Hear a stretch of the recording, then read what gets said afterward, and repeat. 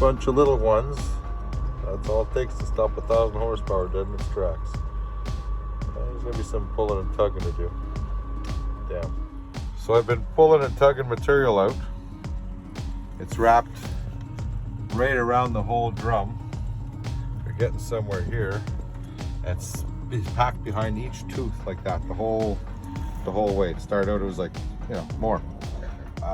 So after I pulled out all I can, the next step is I'm gonna have to reach in like a tooth like that one, because I can reach maybe a bit further with a chain. Put the chain out to wherever my machine. I'll have to take the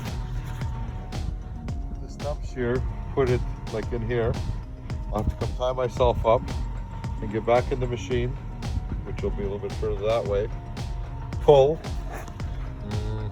whatever length it comes out, 10, 12 inches or something.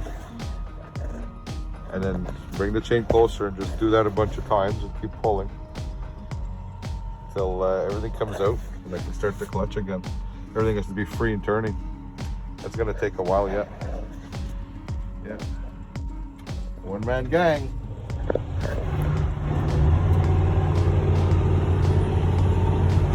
Full trees.